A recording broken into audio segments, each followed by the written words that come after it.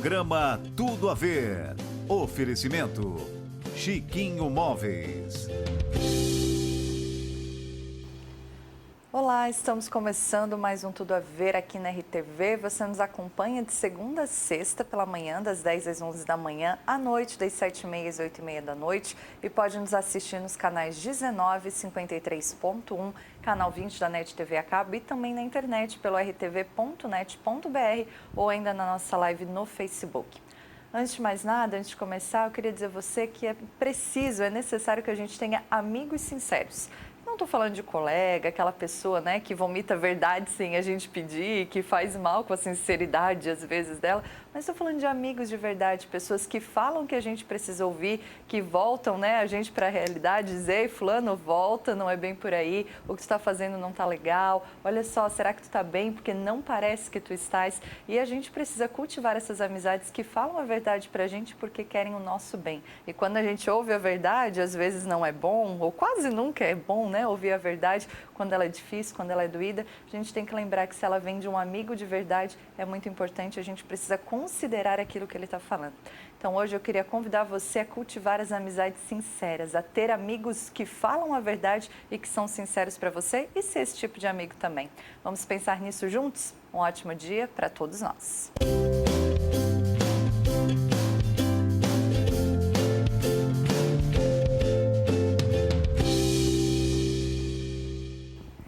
Hoje a gente tem o prazer de receber mais uma vez a psicóloga Duda Pacheco para bater um papo sobre saúde mental, principalmente de crianças e adolescentes. Duda, bem-vinda, bom dia. Bom dia, Carol, bom dia a todos. Muito obrigada mais uma vez pelo convite. A gente que trabalha na saúde mental da infância e adolescência, a gente está sempre buscando esses tipos de espaço, né, onde a gente consiga chegar até a casa das pessoas, a gente consiga atingir o maior número de pessoas para a gente poder fazer com que as pessoas entendam a importância de a gente falar sobre temas que às vezes são esquecidos, são negligenciados até por parte de alguns serviços, e aí quando acontece alguma coisa realmente, né, grave, as pessoas se dão conta de que a gente precisa falar sobre assuntos como esse. Duda, eu tenho a impressão que às vezes a gente pensa assim: ah, não, as crianças não têm dificuldades emocionais, problemas, não precisa tanto assim cuidar da saúde emocional de uma criança. E às vezes, enquanto adulto, a gente fala assim, né? Ah, mas o que pode ter de ruim na vida daquela criança? Só estuda e vai para a escola, só brinca e vai para a escola, né? E a gente tem muito essa impressão. Tu ainda percebe isso? A gente ainda acha que crianças não têm dificuldades e problemas emocionais, problemas relacionados à mente? De alguma forma, né, Carol, eu acho que, eu acredito que o ser humano tem muito de, às vezes, invalidar a dor do outro, mesmo que sem querer, né? Não só das crianças. Muitas vezes a gente ouve, né, as pessoas falando sobre o seu sofrimento. Ah, mas isso é porque não teve uma doença grave. Ah, isso é porque não sabe realmente o que é sofrer. Então, de modo geral, eu vejo que as pessoas têm sido cada vez mais invalidantes ao sofrimento das pessoas. E com criança é uma coisa que se agrava ainda mais, porque a gente ainda tem essa ideia de que a infância é um momento muito feliz, né? As pessoas são muito saudosas as questões da infância. Ah, eu era feliz e não sabia, né? Eu não tinha responsabilidades, eu só brincava, estudava.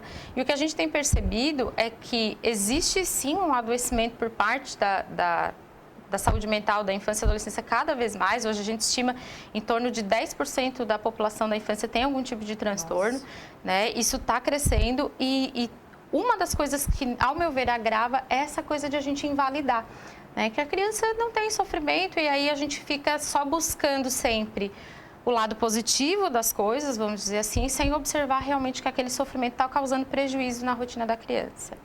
O sofrimento ele é muito particular, muito individual, né, Duda? Só que às vezes também, enquanto adultos, a gente acaba aumentando esse sofrimento da criança, seja, né, por não validando aquilo que ela está sentindo, ou às vezes com as nossas atitudes mesmo. E quando a gente conversa com uma criança, né, as crianças são muito sinceras, elas percebem muito as coisas, elas entendem o que está acontecendo dentro do ambiente familiar, no relacionamento dos pais, da família, e a gente tem que tomar muito cuidado mesmo para proteger essa criança, não colocar numa redoma, mas para cuidar da vida dela, do emocional dela, né?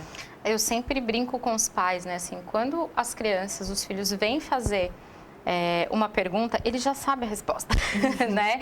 Ele está, na maioria das vezes, testando para ver se os pais vão ser sinceros ou não, né, na resposta, porque eles percebem com muita facilidade o ambiente, eles são muito sensíveis a essa estrutura familiar, né? Então, quando existem situações que os cuidadores relatam, né, a gente tem brigado muito, a gente tem discutido, mas nunca na frente dele, a gente não faz isso. E a criança, muitas vezes na terapia, já vem e relata, não, porque eu sei sim que eles brigam, eu ouço, ou eu percebo que daí ele levanta e não dá bom dia. Então, as pequenas coisas que a gente faz, muitas vezes que a gente acha que está sendo muito sutil, as crianças já observaram isso e já... E aí, qual é o problema, né? Como a criança, dependendo da fase do desenvolvimento dela, ela tem um pensamento muito concreto, o que ela faz? Ela pega essas partículas de informação que ela tem do ambiente e aí ela faz aquilo como uma verdade na cabeça dela. Então, como ninguém explica, como ninguém senta, como ninguém conversa para dizer realmente o que está acontecendo, ela pega essas partículas, faz uma versão do que é e aí aquilo pode ser muito prejudicial, porque às vezes nem é essa situação que ela está imaginando, que ela está acreditando que está acontecendo, mas as pessoas, às vezes, não sentam para explicar para a criança o que realmente está acontecendo. E até que ponto, assim, né, Duda, que a gente tem que falar para as crianças de que forma... Porque a criança sabe, eu tenho essa necessidade, eu tenho esse dever de ser sincera com ela e dizer, olha, está acontecendo isso. Só porque de que forma que se faz isso? Porque não é também assim tão fácil, né? A gente pensar, conto, não conto, às vezes um pai e uma mãe que estão numa situação difícil, de briga, de separação. Como é que age dessa forma? A gente sempre prioriza pela questão da maturidade da criança, né? O que ela consegue dar conta, o que ela consegue entender. E o que a gente sempre orienta é, responda aquilo que a criança perguntar. Né? Tu não vai sentar com a criança e dar uma aula para ela sobre toda a situação, né? Os pais perguntam muito isso, às vezes com relação à sexualidade, né, e tal. Duda, mas já começou a aprender algumas coisas na escola, e aí de vez em quando vem com algumas perguntas, né? E que bom que vem, porque hoje em dia eles têm tanto acesso a Google, eles têm tanto acesso à informação na internet, que até me admira às vezes a criança vir com a pergunta, né? Porque às vezes ela vai em busca das respostas por ela mesma. Então, se tem esse vínculo de a criança se sentir confortável para fazer perguntas, sempre ser honesto. Né? Responder aquilo que tu sabe que ela vai dar conta, dentro daquilo que ela está te perguntando. O que muitas vezes acontece, Carol, que a gente observa é assim, os cuidadores exigem, ensinam para a criança que a criança não pode mentir, que mentir é errado, que o correto é sempre ser honesto e tal. E aí, às vezes, nessas pequenas coisas que são omitidas, às vezes, por eles, dá essa impressão da criança, poxa, mas daí, então eu não posso mentir, né? Eu não devo mentir, mas uma coisa dessa que era tão importante para mim foi escondida de mim. Né? Então, a gente sempre prioriza isso, responder aquilo que a criança perguntou, nem mais e nem menos, porque às vezes tu dá informação demais e tu vai confundir ainda mais a cabeça da criança, e às vezes tu dá uma informação muito rasa, muito breve, e isso vai gerar mais dúvida ainda na cabeça da criança. Então, falar abertamente, tá? Qual é a tua dúvida? Eu tô com dúvida se vocês vão se separar, por exemplo, né? Eu tô com dúvida porque eu tô vendo vocês brigarem. Existe a possibilidade? Não existe? Sim, a gente já pensou sobre isso, mas ainda não é uma certeza. Então, sempre no sentido de esclarecer, sem que isso seja uma bomba, né? Jogada em cima da criança, sem saber como é que ela vai lidar com a informação. Duda, a gente às vezes ouve muito também e percebe, né, as crianças muito agitadas, né? E hoje, assim, a gente tem muitos compromissos e às vezes eu percebo situações diferentes, assim, né? A criança muito agitada, que o pai e a mãe parece que não dão volta, e por outro lado, às vezes o pai e a mãe muito cheio de compromissos e colocam essa criança, né, no balé, no futebol, na escola, e daí tem o contraturno, e vai na psicóloga, e vai na natação. Então, às vezes é da criança, sim, ser a 1000 por hora, e às vezes parece que o pai e a mãe que estão colocando a criança naquele ritmo. O que é saudável, até que ponto a gente ocupar essa criança e também às vezes, parece que o meu filho é hiperativo, parece que ele não para quieto, e às vezes outro dia eu ouvi de uma psicóloga também, era só uma criança saudável, né, que brinca, que ri, que faz bagunça. Tem muito disso, desse tipo de reclamação ou de pedido de ajuda no consultório, assim, de meu filho é muito agitado, ou tu percebe também muitas vezes o pai, a mãe, o cuidador muito agitado? Tem situações diversas, né, Carol, relacionado a isso. Existe, sim, a pressão, muitas vezes, em cima da hipótese diagnóstica, né? Não, ele tem TDAH, ele é hiperativo e a gente vê que às vezes é uma criança que ela é mais ativa, que é do temperamento dela ser realmente um pouco mais agitada. Às vezes os próprios pais são pessoas extremamente ansiosas, extremamente agitadas, a criança já vive naquele ciclo, naquela rotina, né? E não necessariamente vai preencher os critérios diagnósticos para um transtorno de déficit de atenção, hiperatividade, né? Mas eu sinto muito, Carol, assim, essa questão de que, às vezes, em função da própria ausência, que às vezes, de tempo que o cuidador tem para dar para essa criança, acaba fazendo com que a criança busque outros estímulos, né? Às vezes, um excesso também de internet, rede social, jogos, né? Às vezes, a gente percebe que a questão do jogo não é nem tanto para a criança, é mais porque daí, enquanto ela está ali no jogo, ela está quieta, né? Ela está focando em alguma coisa. Então, a gente observa muito isso, que existe essa pressão de eu quero uma resposta, uma solução. Por outro lado, a gente entende que esses pais, né, esses cuidadores também precisam trabalhar, precisam pagar as contas. Então, o que a gente prioriza na hora da orientação é qualidade de tempo, né? Se eu não tenho a quantidade de tempo para oferecer, que no pouco tempo que eu tenha para oferecer, eu tenha qualidade. E aí, qual é a qualidade? Não sou eu sentada no sofá com o meu filho aqui do lado e eu no celular e ele também, né? É trazer a criança para dentro da realidade da rotina da família, ter ainda aqueles momentos onde se senta junto, se conversa. O que tu queres fazer aqui nesses 30 minutos que a gente tem? Vamos jogar um jogo de tabuleiro, vamos conversar como é que foi a escola, né? E aí não tô aqui fazendo os afazeres e aí, e aí, como é que foi a aula hoje, né? Então, eu ouço às vezes dos pacientes, Duda, ele pergunta, né? Ela pergunta, enfim, como é que foi meu dia de aula, mas eu sei que eu estou respondendo, não tá nem prestando atenção, não está ouvindo. Né? Então, acho que a gente tem perdido muito essa qualidade do olho no olho, assim, da questão de olhar a criança nos olhos e realmente mostrar que ela está sendo acolhida, que ela está sendo ouvida. Mas o que a gente também observa é que sim, existem algumas crianças que têm, né, preenchem critério diagnóstico para um transtorno mais relacionado à questão da hiperatividade. E aí a gente precisa avaliar o quê? Prejuízo e sofrimento. São duas palavras que quando a gente pensa numa questão mais disfuncional, elas precisam aparecer. O prejuízo e sofrimento em mais de uma área da criança. Né? O que às vezes acontece meu filho é muito, muito agitado em casa, mas na escola, nossa, não tem reclamação. Aí a gente começa a pensar se não é uma coisa do sistema onde ele está inserido. Né? Ou o contrário, ele é super agitado na escola, mas em casa, como é que está esse ambiente escolar dele? Então, a gente precisa sempre fazer essa avaliação de uma maneira ampla, para que a gente também não fique super diagnosticando coisas que não existem, né? Existe em determinadas situações que precisa ser trabalhado, que precisa ser tratado, inclusive medicamentosamente falando, né? Encaminhar para um psiquiatra, encaminhar para um neuro. Agora, o que não dá é para a gente pegar isso como um padrão e dizer que toda criança agitada tem TDAH. Até porque hoje os pais estão tendo filhos mais velhos, né, Duda? Com a vida muito ocupada. E é uma coisa que eu acho que a gente sempre faz essa conta, né? Eu não tenho filhos ainda, eu penso assim, até que ponto que eu posso esperar para ter pique depois? Porque crianças têm muito pique e os adultos, querendo ou não, a gente vai passando esse pique, né? Às vezes eu brinco, né, com os cuidadores, eu pergunto, gente, tá, mas vocês já nasceram adultos, né? Não é possível. Porque até com a correria do dia a dia, nós mesmos, né, assim, a própria terapeuta às vezes esquece de momentos que a gente tinha quando era criança, a gente também tinha essas coisas, claro, a minha geração, né, Carol, foi uma geração e que teve onde gastar essa energia. A gente brincava na rua, a gente subia em árvore, a gente fazia, então a gente gastava muita energia, quando as crianças hoje estão gastando a energia sentadas ali, né, no computador, ou no videogame, ou no celular, no tablet, então assim, não fazem a prática da atividade física, que é uma coisa que é excelente, né, para a saúde mental da infância, não se alimenta corretamente, a gente vê hoje as crianças basicamente, né, sobrevivendo de alimento ultraprocessado, então assim, é um conjunto de coisas que a gente tem esquecido de olhar, e aí a gente só vai olhar quando realmente o transtorno já se instalou, quando a situação já se agravou, isso poderia ter sido prevenido de maneira diferente antes. Ainda tem muito preconceito de pedir ajuda, de procurar, porque às vezes eu percebo que chegou na adolescência, deu uma crise aqui em casa, não sei o que fazer, procurei ajuda.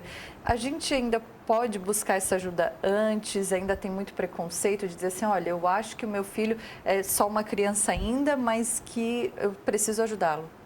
A gente vê muito isso mais por parte dos pais e cuidadores realmente do que da criança. Eu lembro que há um tempo atrás, quando eu ia nas escolas fazer palestras e tinha algum paciente meu, né, entre os alunos, eles ficavam mais assim, né, vou fazer de conta que eu não te conheço. Era aquele abaninho assim escondido. E hoje eles fazem questão de dizer, não é a minha psicóloga, né? Eles vêm, eles abraçam, eu tô indo na psicóloga. E muitas vezes a gente vê resistência, às vezes, da família, né?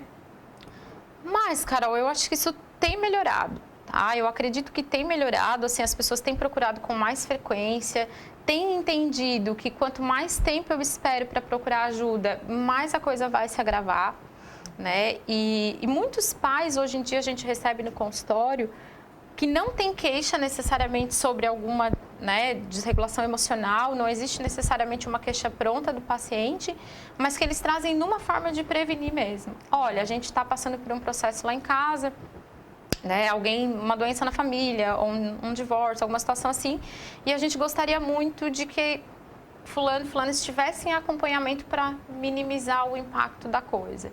Então, hoje a gente vê que as pessoas têm mudado, assim, isso deixa a gente muito, muito feliz. Acredito que também é em função dessa prática de a gente poder mostrar que se a gente não cuidar da saúde mental como um todo, né, de todas as pessoas, nós estamos adoecendo demais, né? A Organização Mundial da Saúde tinha estimado lá em 2010 que até 2020 a depressão ia ser a doença mais incapacitante do século. E nós já batemos a meta há 1 ano e meio atrás. Então, eu acredito que a gente precisa entender de uma vez por todas, né, que independente do nome que se dê a coisa, porque as pessoas buscam muito pelo nome, né, do diagnóstico, independente do nome que se dê, a gente trabalhar num projeto, trabalhar em políticas públicas de prevenção, de promoção de saúde mental da infância e adolescência, é a gente entender que a gente vai ter uma população mais saudável. Depressão, as crianças têm depressão, os adolescentes têm depressão, Duda? Tem subido muito o índice de depressão nessa faixa etária, inclusive a faixa etária que mais cresce em risco de suicídio, tentativas de suicídio é de 15 a 29 anos, então assim, trabalhar isso preventivamente, fortalecer, né? Dentro da psicologia positiva, a gente trabalha com também as forças pessoais, né? As forças de caráter, fortalecer isso, fortalecer a resiliência, a capacidade que as pessoas têm de superarem as dificuldades do dia a dia. Isso faz com que as pessoas tenham uma saúde mental melhor, né? E uma das grandes diferenças, né, de um diagnóstico diferencial de depressão da infância para o adulto, por exemplo, por isso que trabalhar com criança é muito específico, né, Carol? Porque o próprio transtorno ele se manifesta de maneira muito diferente. Porque a criança, como ela não tem uma regulação emocional como um adulto tem, como ela não sabe muitas vezes dar nome ao que ela está sentindo, na criança, por exemplo, um sintoma depressivo que é muito mais clássico do que o choro e o isolamento é a agressividade. Uma criança que era super afetiva, era uma criança que, né, não tinha problemas de relacionamento com as pessoas, ela começa a ficar uma criança irritável, é uma criança que reage emocionalmente numa comunicação muito mais agressiva com as pessoas. Isso pode ser um indicativo de depressão, né? Então, e aí as pessoas não enxergam isso por quê? Porque estão só focadas no comportamento, né? Vamos pegar isoladamente esse comportamento dela ou dele de estar reativo às coisas e vamos mudar isso. Não, a gente tem que olhar o todo, a gente tem que pegar... A gente diz que o comportamento ele é a ponta do iceberg, né? Tem todo um histórico por trás que precisa ser observado de por que a coisa chegou onde chegou. Duda, mas essa mudança de comportamento é sempre indicativa, assim, porque quando a gente conversa com algum psicólogo, seja qual for, né, o assunto, a gente ouve assim, suicídio, fulano ia muito a eventos, se isolou em casa, fulano gostava muito de conversar, não conversa mais. Mudanças de comportamento são sempre indicativos? É um sinal de alerta, né? E aí a gente precisa entender, Carol, que assim, por isso que a pergunta que a gente mais bate em cima quando a gente vai fazer uma avaliação de uma criança é: sempre foi assim? Porque muitas vezes, né, os pais trazem a queixa de, mas tá isolado, não tem tantos amigos. Sim, mas sempre foi assim? Não, não era. Até ano passado era uma criança extremamente com habilidades sociais bem desenvolvidas, tinha uma série de amigos, gostava de ir a vários lugares e começou a mudar. Opa, Vamos olhar. Como é que está o padrão de sono dessa criança? Né? Como é que está a qualidade de sono? Como é que está a quantidade de sono? Como é que está a alimentação dessa criança? Está comendo demais? Está comendo de menos? Como é que está a parte intestinal dessa criança? Essa criança está indo ao banheiro com regularidade? Não está? Voltou a fazer xixi na cama? Não voltou? Então, tem uma série de coisas que envolvem essa mudança de comportamento, não só aquilo que ela demonstra de fato, né? Mas a gente sabe que em determinadas situações, como num caso de risco de suicídio, a mudança de comportamento diz muito, né? A gente tem aquela coisa aquele mito de que quem quer se matar não avisa, isso é uma inverdade, né, gente? Não existe isso, a pessoa avisa sim. Inclusive, esse aviso nem sempre é verbal, né? Esse pedido de socorro vem através de mudanças de comportamento e que as pessoas, às vezes, são muito sutis nessas mudanças. Então, é importante a gente observar. Não precisa a pessoa chegar e dizer, eu quero morrer, eu quero sumir, eu quero desaparecer, para que a gente observe que, como tu falou no início, né, a importância de a gente ter amigos que olhem a gente de verdade, né? Então, a gente olhar de fato, parar só de ver as pessoas, a gente tem que olhar, né? Então, essa mudança de comportamento, ela vem sempre ela vem atrelada a outras coisas que a gente tem que ver para ver se é um indicativo de transtorno ou não. Dudu, eu acho que uma curiosidade de quem está nos assistindo é assim, perceber um problema, uma mudança, ou quer prevenir alguma coisa, levou na psicóloga. Como é que vocês trabalham com uma criança? Porque o adulto, a gente senta lá e conversa, e conta, e fala, e ouve, e chora.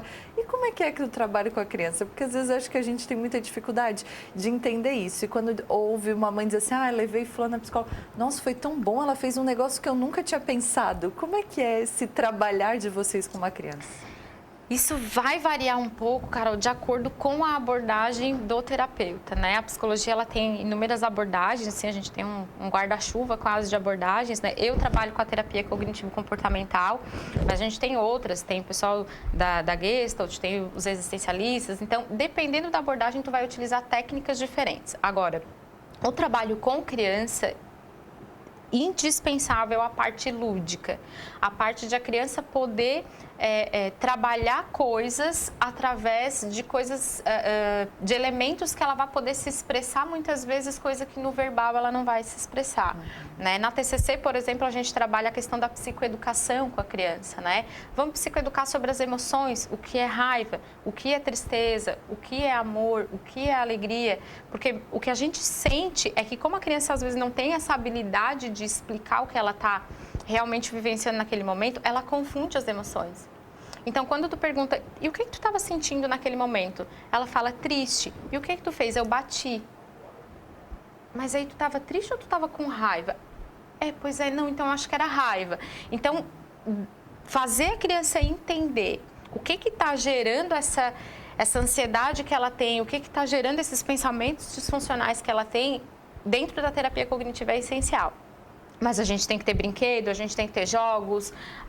Por exemplo, eu tenho um jogo que não é um jogo de psicólogos, né? Enfim, que eu comprei numa loja de brinquedos, que é para trabalhar. Eu trabalho com eles a parte de regulação emocional, né? E controle de impulso. Então, ele é um jogo que ele tem um capacetinho assim, e aí ele tem como se fosse um termômetro em cima. E aí ele tem a luz verde, amarela e vermelha. E aí o jogo é o quê? A pessoa bota, ele tem um medidor de frequência cardíaca.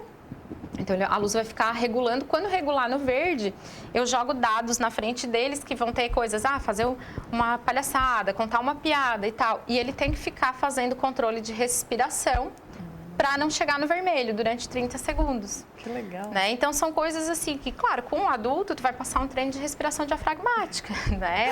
Tu vai fazer assim, tu vai contar o capacete seria mais legal, mas a gente não ia gostar. Ia dizer assim, essa psicóloga não é bem certa. Eu te digo, Carol, que assim, quando eu chamo os pais para dentro da sessão, eles gostam mais das coisas do que as crianças. Eles se apaixonam mais pelos brinquedos do que as crianças. Assim. Acredito. Ai, que legal! Aí, às vezes, eles falam, mas a minha psicóloga não tem isso. Sim, a tua psicóloga atende adultos, né? Então, mas são materiais que a gente pode tranquilamente utilizar com adultos também, porque eu sempre digo que eles adoram, né? Então, é indispensável a questão dos jogos para atrair a criança. É indispensável o trabalho com a família. A orientação com a família, a orientação de manejo, né? A orientação de como proceder e não reforçar algumas coisas que eles reforçam em casa. A gente tem que entender que não vai levar essa criança lá, deixar e depois ir buscar e só. Não, eu digo para eles que o trabalho é sempre 50-50, assim, né? Meio a meio para eu poder fazer a minha parte, 50% de cada, e eles vão dar a parte deles também. Né? Com criança é um trabalho diferenciado, porque a gente precisa acessar as escolas. Né? Então, frequentemente, a gente entra em contato com a escola por telefone, a gente vai até a escola, a gente orienta professores, a gente conversa com orientação pedagógica. Então, o trabalho com criança, Carol, ele é um trabalho muito amplo. Né? Até porque o adulto, na maioria das vezes, ele procura a terapia por livre e espontânea vontade. Né? Salvo uma outra exceção que eu vim por causa da minha mulher, vim por causa do meu marido, vim por causa da minha esposa, vim por causa, né? Aquela coisa toda. Mas, geralmente, ele está ali por livre e espontânea vontade, né? É uma demanda livre, assim. A criança não, ela é trazida. Muitas vezes não é dada opção para a criança. Ah, tu queres fazer terapia? Eu, particularmente, aí é uma postura minha, né? Que eu já acordo com os pais no dia do contrato terapêutico, na primeira sessão, que eu não atendo ninguém que não queira estar em terapia. Principalmente com os adolescentes. Então, o meu primeiro contato com eles, e eles sabem, eu tenho um papo muito reto com eles, assim, não sou muito de ficar fazendo curvas, os meus pacientes que estão assistindo sabem disso, né? E o meu acordo com eles é sempre esse. Tu quer estar aqui? De fato? Tu observa coisas que a gente possa trabalhar e possa melhorar? Sim. Ok, então nós vamos trabalhar. Porque senão, Carol, assim, a gente sabe que vai acontecer um boicote. Eu venho, mas eu não falo. Eu venho, mas eu não entendo o objetivo de por que eu estou aqui. Dentro da terapia cognitivo-comportamental, uma das principais coisas que a gente trabalha é o objetivo da terapia. A visão que o paciente tem de si, a visão que ele tem do mundo, a visão que ele tem das pessoas, mas principalmente por que é que tu estás aqui?